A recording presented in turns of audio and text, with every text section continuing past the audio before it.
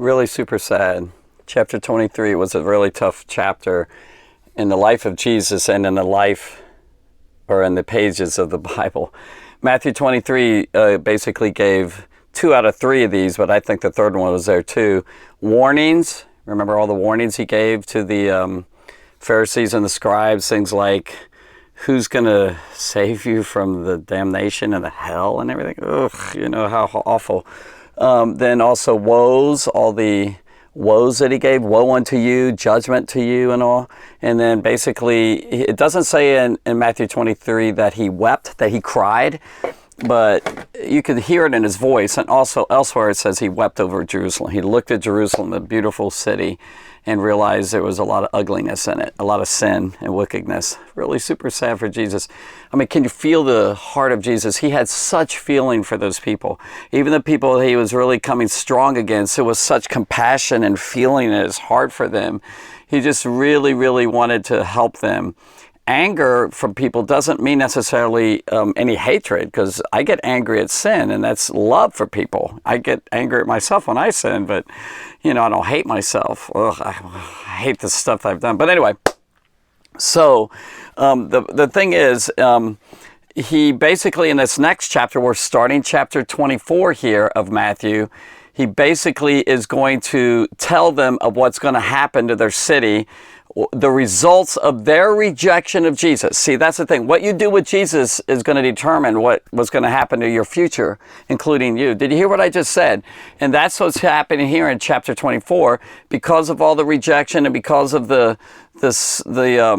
hardness of hearts of the leadership especially and all that, the Jewish people, not all the Jews, a lot of Jewish people did give themselves to Christ. And even today, they give themselves to the Messiah, Yeshua, Jesus. But there's, in that day, and even nowadays, I love these people. Jewish people do not give themselves to the Messiah. They've been taught wrong. And they don't see the truth in the Gospels, and also how the Hebrew Scriptures, the Old Testament, actually tells about Jesus all over the place. But they don't see it. Anyway, so what you do with Jesus here, let's say this is Jesus and all, what do you do? There's a big question here, and they rejected him. What you do with Jesus, and this is talking to you now and me, what you do with Yeshua, Jesus, determines your destiny on what's going to happen with you. And what they did with Jesus, basically, they basically were wanting to cancel him out. That's why they crucified him. What they did with Jesus is going to determine their destiny, and Jesus proclaimed their destiny. He predicted their destiny. He predicted the actual destruction of the temple, which is everything, just about. It was so major in the hearts of the Jewish people. It was their center of worship and everything. And really, Jesus comes along and he says the center of worship should be on a person. It's himself and the Father, and not so much on the temple and all. And so here's what happened. They didn't place Jesus as number one. And what place does Jesus have in your heart and life? Is he number one? Is he number one in your heart here? Is he number one in your life? And that's very important. Where's your heart with Jesus? What are you going to do with this Jesus here that I was showing you? The big question in my heart to you is, what are you doing with Jesus? What is he to you? What do you think about him? A lot of people may say, oh, I believe in Jesus, I like him, but that means that is he first place in your heart? If he's first place in your heart, that means all your decisions from your heart, out of the issues of the heart, the life proceeds, as the Bible says. What are you doing? Are you living it for him? Are you following him? Remember, Jesus said, follow me. And so Jesus is basically warning, this is what's going to happen. It's actually going to happen now because they've rejected him. So he said Jesus left the temple.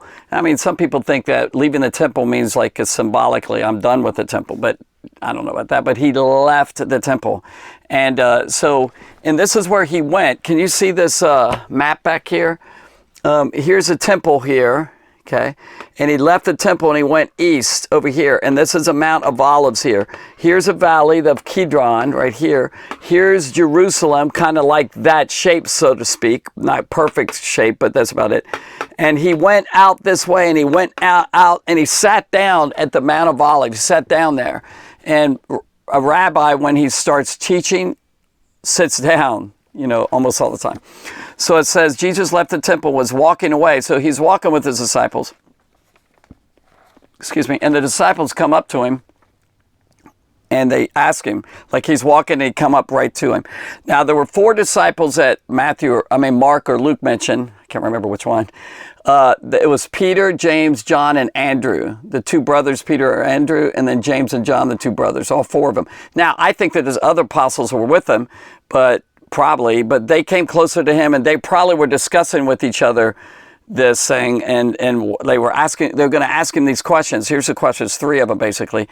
And they came up to Jesus and asked him this. Probably Peter is the one. One of the books says, one of them asked this question, but they're all kind of together. But one guy was a spokesman, probably Peter. Anyway, they said, they called to his attention about the beautiful temple here. And remember, Jesus has been really coming down. Whoa, whoa, whoa, all these judgments. It was like a really heavy time here.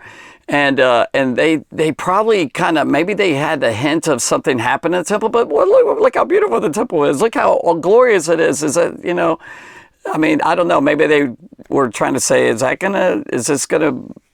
something going to happen to them and all, to it or something? I don't know. But maybe they just realized, although they've been there over and over, so why would they ask this question at that time? The Bible doesn't say. And they brought the attention, like in Mark and Luke, it talks about the beautiful stones. And it really was. It was really beautiful. And when the sun hit it, it was made a lot of marble, definitely wood inside and all. They built this thing. Herod had it built. And see, the first temple was Solomon's temple. And then it was really big, not as near as big as Herod's. And then that was destroyed. And then Zerubbabel built it probably, I think, 600 years maybe before Christ. And now this is the 3rd time this temple is it's really not 3rd time, it just expanded and built out more and really enlarged. As a matter of fact, it's been said that was the biggest religious temple in all the world, like that whole huge place. Acres and acres of it. So, all right. And, it was so beautiful. The sun would hit it as it was coming up from the east and setting in the west. It would like be brilliant. It would reflect. It was brilliant. It's almost like light coming out of it.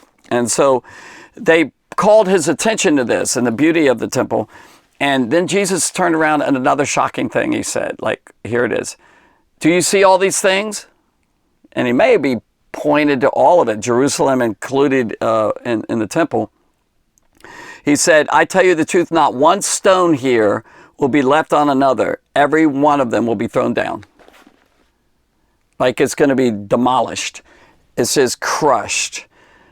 Wow, destruction of the temple and Jerusalem. And by the way, about 40 years later, that's what happened. And started in 66 AD. Titus, the general, came in and started really coming in more and more. And then in 70 AD, AD meaning the year of the Lord, of the Lord's birth, bam.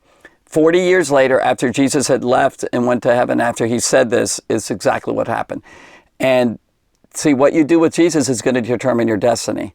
And because there was rejection, and because they rejected the Messiah and all that, judgment is coming. And I believe it was the doom and judgment of God because of their rejection of Yeshua, the Messiah, that he sent them to. Remember all the parables, you start putting it all together, go, oh, I get it. He even mentioned in one of the parables, remember, that he was so angry, the guy said, he burned the city. Well, this is what happened. They burnt the city. And so here it is. As Jesus was sitting on the Mount of Olives, then the disciples came to him privately. So he told them this as they were walking, and they were like, what? And they started asking, thinking about all this.